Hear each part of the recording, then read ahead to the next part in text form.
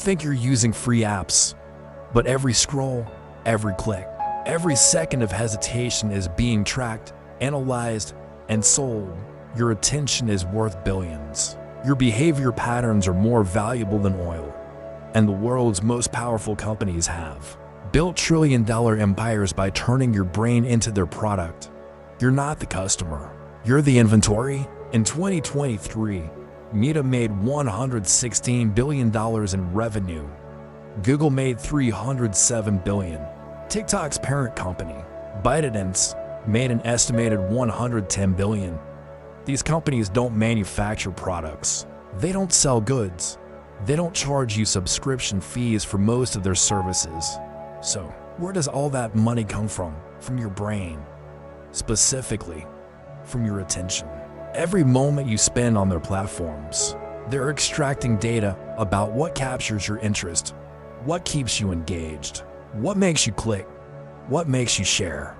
They're building sophisticated psychological profiles of billions of people, then selling access to those brains to advertisers who want to manipulate your behavior. This is the attention economy, and it's the most profitable business model ever invented. But it's not just about advertising anymore.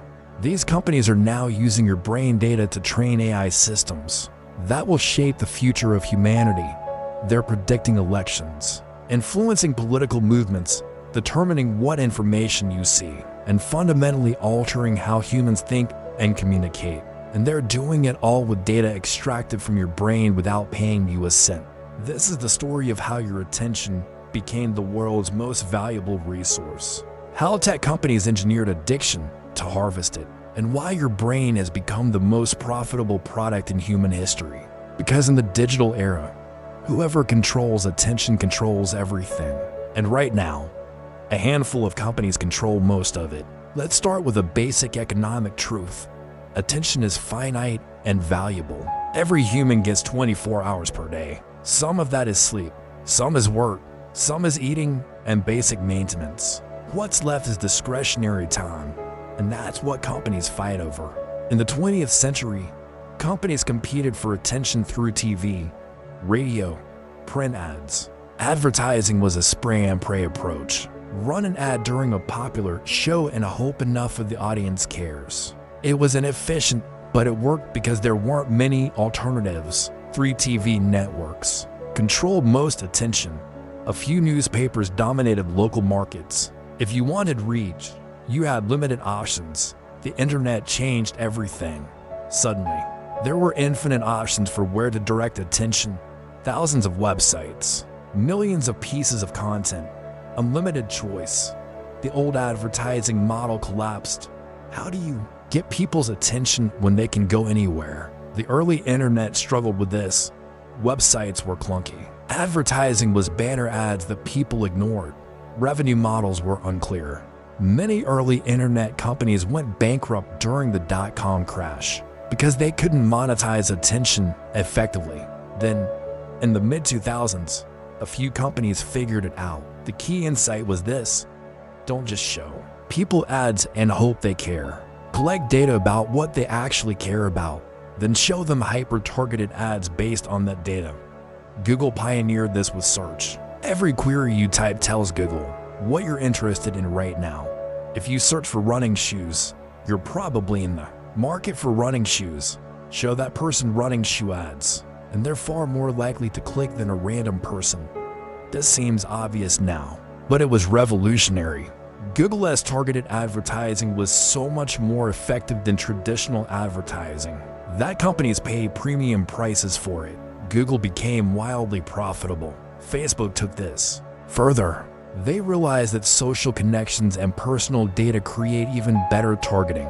If you like certain pages, join certain groups, click on certain posts, Facebook learns your interests, values, and vulnerabilities in incredible detail. They know your political leanings, your relationship status, your insecurities, your aspiration. And they use all of this to show you ads that are psychologically crafted to appeal to you specifically. An ad that works on a 50-year-old conservative in Texas won't work on a 22-year-old progressive. In Portland, Facebook shows each person different ads designed for maximum effectiveness. This is called micro-targeting, and it's extraordinarily powerful and profitable. But here's where it gets darker.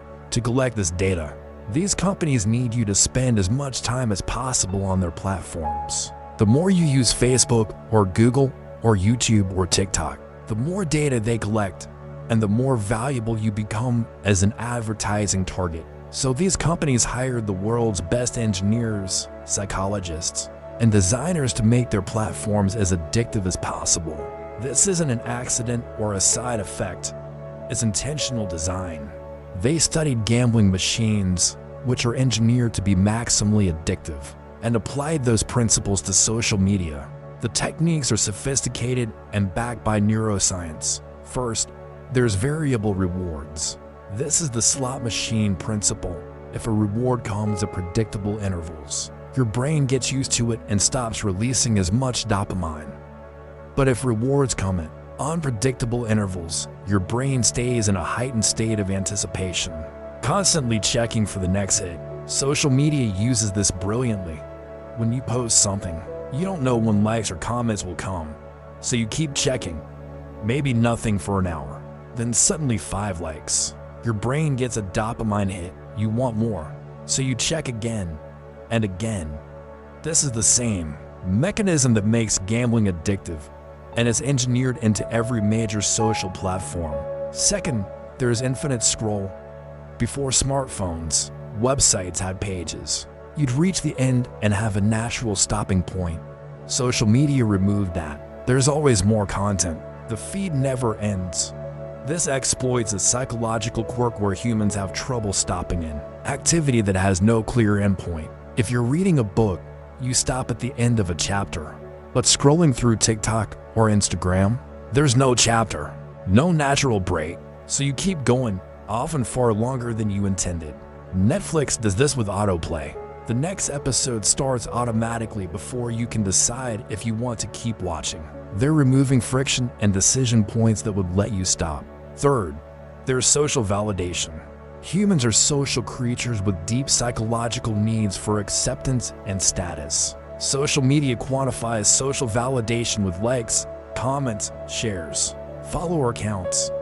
These metrics trigger the same brain regions as social acceptance in real life. When you get likes, you feel validated. When you don't, you feel rejected. This creates powerful psychological hooks. People, especially young people, become obsessed with these metrics. They check constantly. They post more to get more validation. Some develop anxiety and depression tied to social media. Metrics. The platforms know this and design features to maximize engagement with these systems. Fourth, there's FOMO, fear of missing out. Social media shows you curated highlights of other people's lives. Everyone else seems to be having more fun, achieving more, living better. This creates anxiety that you're missing out and need to stay constantly connected to not fall behind. The platforms amplify this by showing you when friends are online, when they're active in groups you're not part of, when events are happening without you. This keeps you coming back impulsively to make sure you're not missing anything important. Fifth, there's algorithmic amplification of extreme content.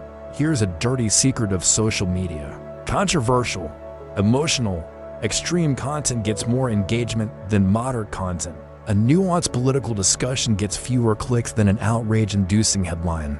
A calm fitness tip gets less attention than a dramatic transformation photo. The algorithms learn this and start showing you progressively more extreme content because it keeps you engaged longer. This creates radicalization pipelines. Start with moderate political content, and the algorithm gradually shows you more extreme versions because those get more clicks. Before you know it, you're deep in conspiracy theories or extremist content. This isn't theoretical. Research has documented this on YouTube, Facebook, and other platforms. The result of all these techniques is that social media platforms are extraordinarily good at capturing and holding attention. The average person spends over 2 hours per day on social media. Some demographics, especially young people, spend 4 to 6 hours. That's a quarter of waking hours.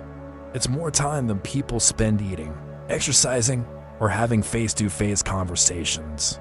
These platforms have successfully hijacked a substantial portion of human attention and cognitive capacity, and they're making staggering amounts of money from it. Facebook's average revenue per user in North America is over $60 per quarter, meaning each user generates $240 per year in advertising revenue for Facebook. With billions of users globally, that's hundreds of billions in total. And this is just from showing you ads. Google's revenue per user is even higher. These companies have built the most profitable advertising machines in history by understanding your brain better than you understand it yourself, and using that understanding to manipulate your behavior. But advertising is just the beginning. The real value of your brain data is becoming clear now that AI is maturing. Every interaction you have with these platforms is training data for AI systems. When you engage with content, you're teaching the algorithm what resonates with people like you. When you ignore content, you're teaching it what doesn't work. When you pause on a video for 3 seconds before scrolling, the algorithm learns that the thumbnail was interesting but the content didn't deliver. Every behavior teaches the AI something about human psychology and behavior.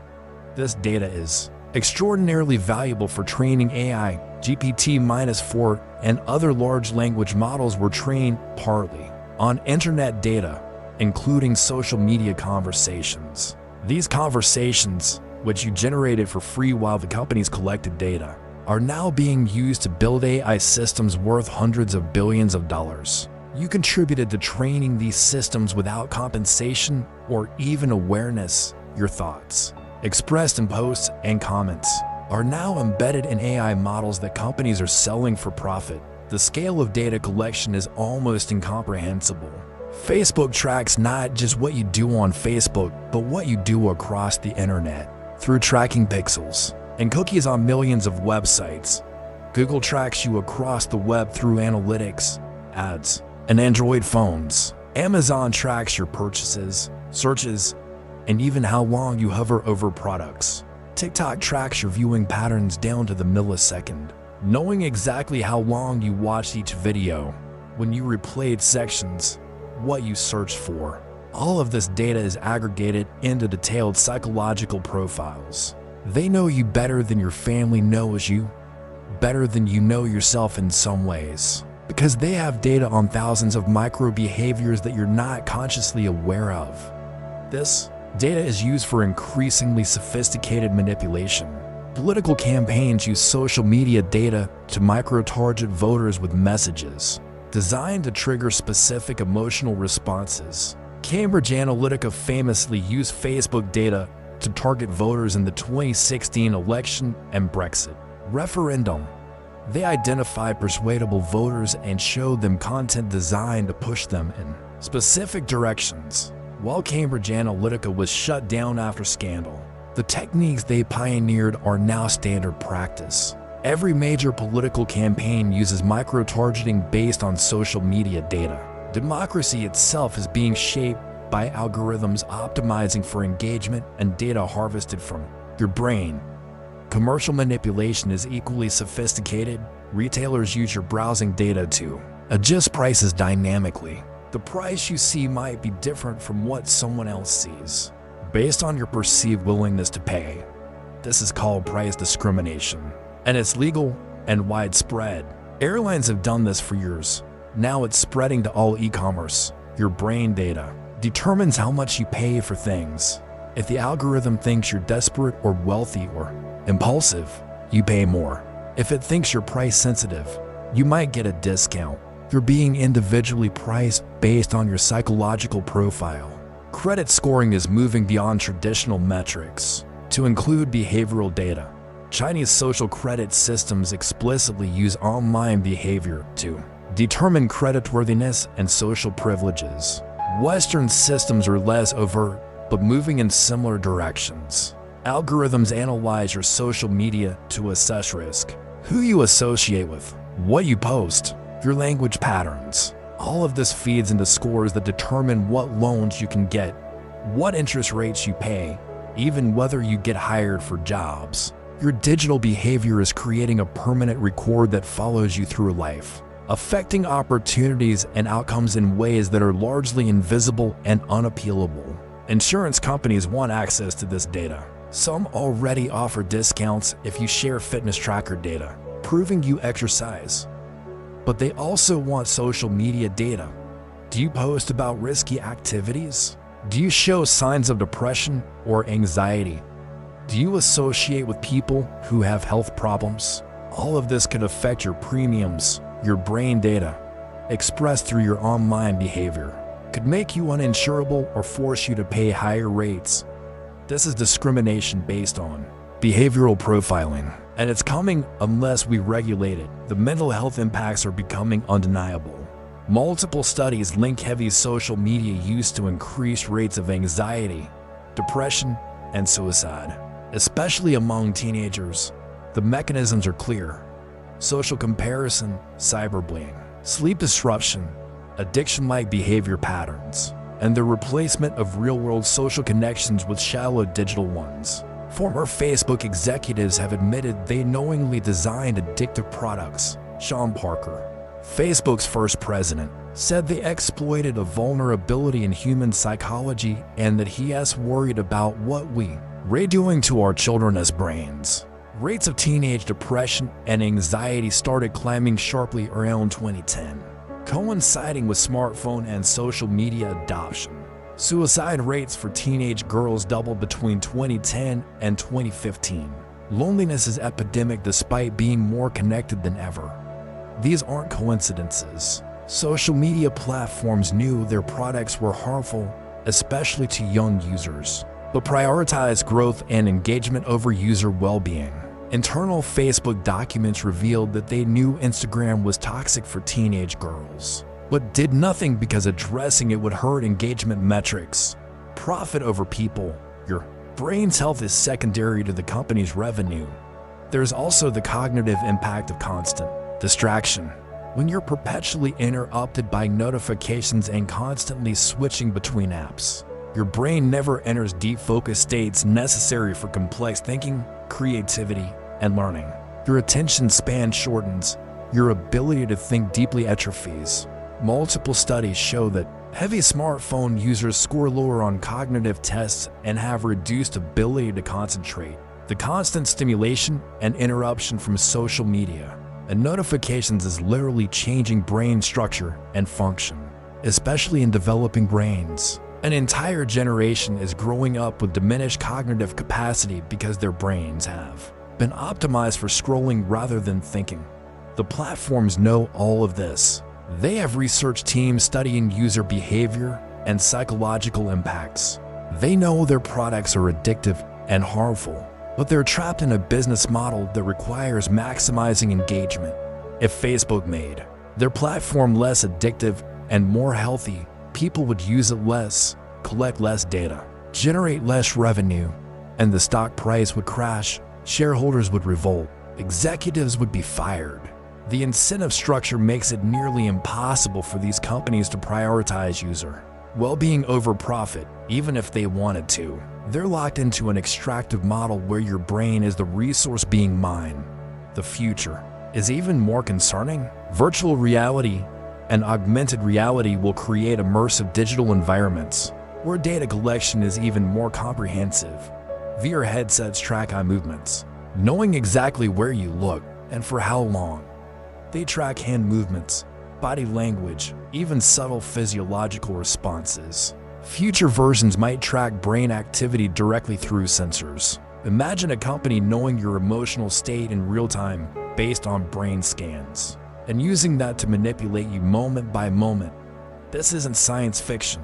Facebook, now Meta, is investing billions in VR and has filed patents for emotion detection technology in headsets.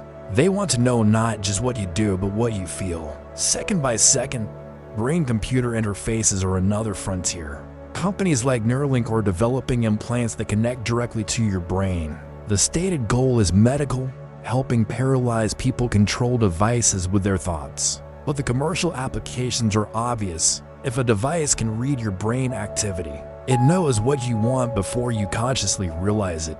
It can show you ads at the exact moment you're most receptive. It can manipulate your mood by stimulating certain brain regions. It can influence your decisions by subtly adjusting what information your brain receives.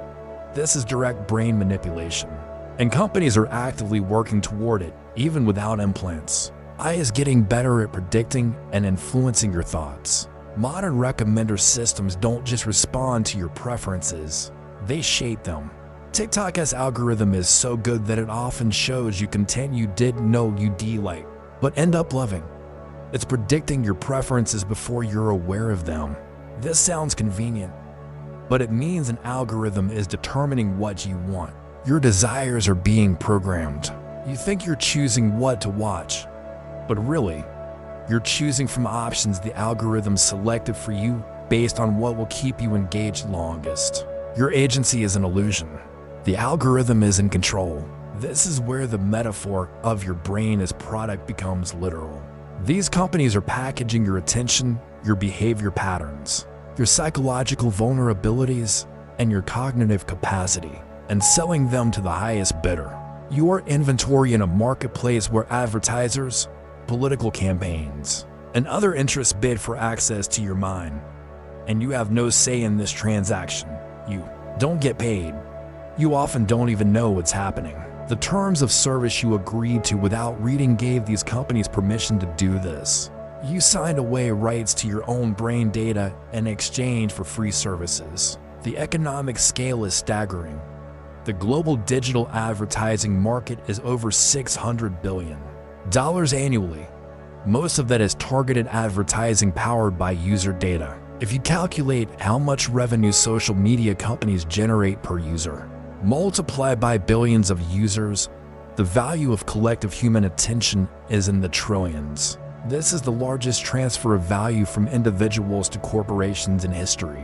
We're giving away our most precious resource, our time, attention, and cognitive capacity for free. And corporations are extracting trillions in value from it. Some argue this is a fair trade. You get free services like search, social networking, video streaming, and email. They get your data and attention. It's voluntary. If you don't like it, don't use it. But this argument ignores network effects and monopoly power. Facebook is valuable because everyone is on it. If you're not on Facebook, you're excluded from social coordination, event planning, community groups, even job opportunities. Not using these platforms increasingly means social and economic exclusion. The choice to not use them is theoretical for most people, and even if you don't use social media, you're still tracked across the web through advertising networks and tracking pixels. Opting out completely is nearly impossible without becoming a digital hermit. There's also the issue of informed consent. Most people have no idea how much data is collected or how it's used. The terms of service are deliberately long and complex, written by lawyers to maximize the company's rights while appearing to give users control. Privacy. Settings are confusing and constantly changing. Default settings are always the most permissive. The entire system is designed to get you to share as much as possible, while making it difficult to understand or restrict what is happening. This isn't meaningful consent, it's manufactured compliance. Regulation is slowly emerging, but is years behind the technology. GDPR in Europe and CCPA in California give users some rights over their data, but enforcement is weak and companies find loopholes. Fines that sound large, hundreds of millions of dollars, are tiny compared to profits.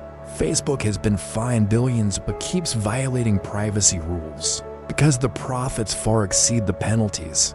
It's just a cost of doing business. Meaningful regulation would need to fundamentally restructure the business model, making these companies far less profitable. That's politically difficult because these companies are incredibly powerful, employ millions, and lobby aggressively.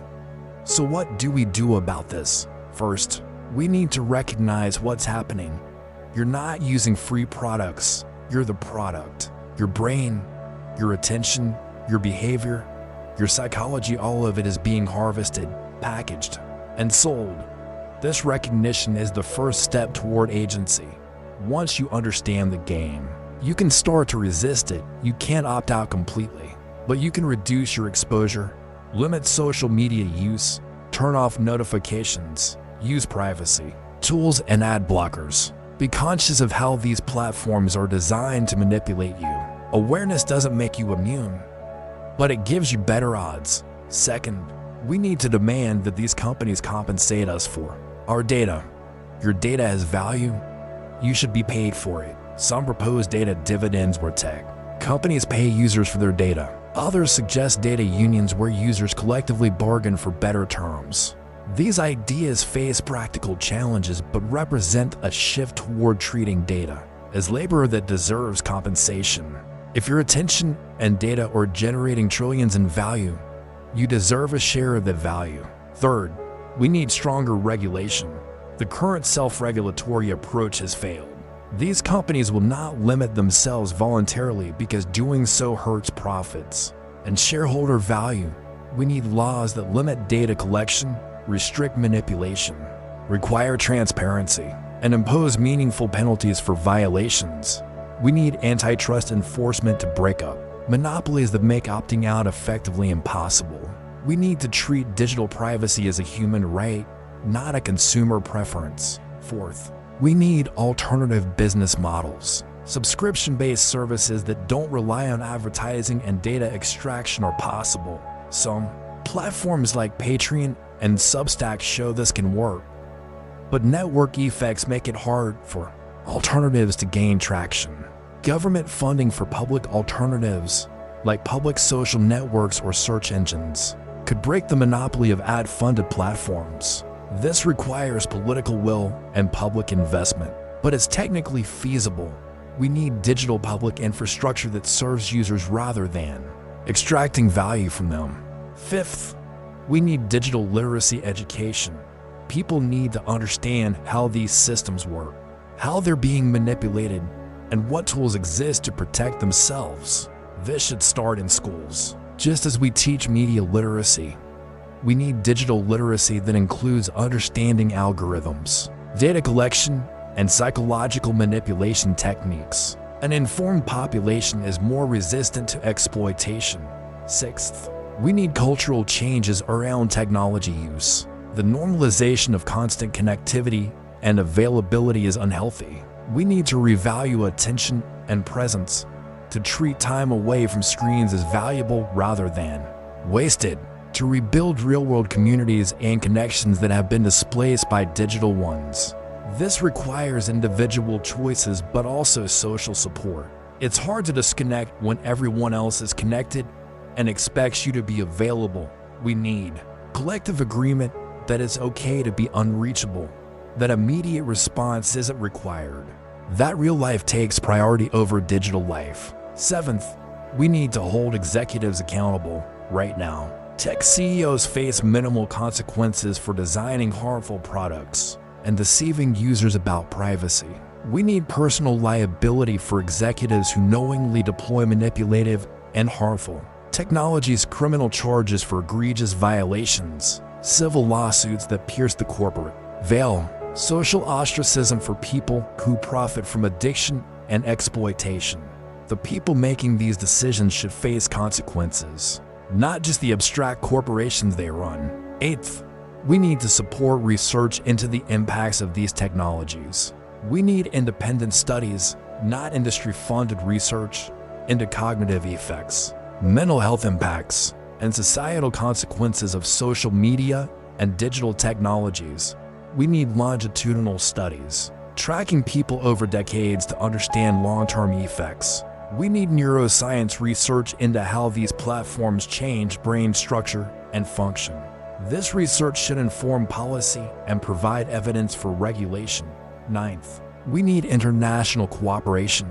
These are global companies operating across borders. Effective regulation requires coordination between countries. Otherwise, companies' jurisdictions shop for the most permissive regulations. The EU has led on digital privacy with GDPR. Other regions should follow and coordinate to create global standards. We need international agreements treating digital rights as human rights and requiring minimum protections globally. And 10th, we need to imagine and build a different digital future. The current extractive model isn't inevitable. It's a choice driven by specific economic incentives and corporate structures. We could build technologies designed to empower users rather than exploit them.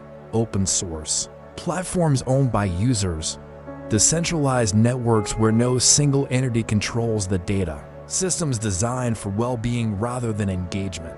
This requires vision, resources, and will. But it's possible. The technology to build better systems exists. What's missing is the political and economic power to implement it at scale. The battle for your brain is the defining conflict of the digital era. On one side, trillion-dollar corporations with the world's best engineers, psychologists, and designers, all working to extract maximum value from your attention and data. On the other side, individuals with finite cognitive capacity and limited understanding of how they're being manipulated. This is asymmetric warfare, and right now, the corporations are winning decisively. They've captured most of human attention, altered how we think and communicate, influenced elections and social movements, generated trillions in profit, and fundamentally reshaped society around their extractive business model. But this outcome wasn't inevitable, and it's not irreversible. We can push back. We can demand better. We can build alternatives. We can regulate exploitation. We can create a digital ecosystem that serves humanity rather than mining it for profit. But this requires recognizing what's at stake. Your brain isn't just another product or commodity. It's the core of your identity, autonomy, and humanity. When corporations colonize your cognitive space, they're not just making money. They're diminishing your agency, your freedom, and your capacity for independent thought. That's the higher price for free services. The most profitable product in the digital era is your brain. Companies have built trillion-dollar empires by understanding this before you did. They've turned your attention into inventory, your behavior into data, your psychology into targeting parameters, and your autonomy into a myth. They've engineered environments that hijack your neurology and extract value from every moment you spend with them. And they've done it all with your permission, buried in terms of service you never read. This is the attention economy at its apex. Sophisticated, pervasive, profitable, and profoundly exploitative. But knowledge is power. Now that you know what's happening, you have choices. You can continue sleepwalking through digital spaces designed to manipulate you. Or you can wake up, limit your exposure, demand accountability, and fight for a better model. The corporations won't change voluntarily. Regulation will be slow and insufficient without public pressure. The only force powerful enough to shift this dynamic is collective action. By billions of individuals deciding they won't accept this arrangement anymore. Your brain is yours. Its attention and capacity belong to you, not to advertisers, not to algorithms, not to corporations. Taking it back is the first step toward reclaiming digital autonomy. And if enough people take that step, we might build a digital future that serves humanity instead of harvesting it. The question is whether we will. Because right now, we're still scrolling, still clicking, still feeding the machine that has built an empire from the most valuable resource we have, our minds. Every second you spend staring at a screen, someone is making money from your brain and you're not seeing a penny of it.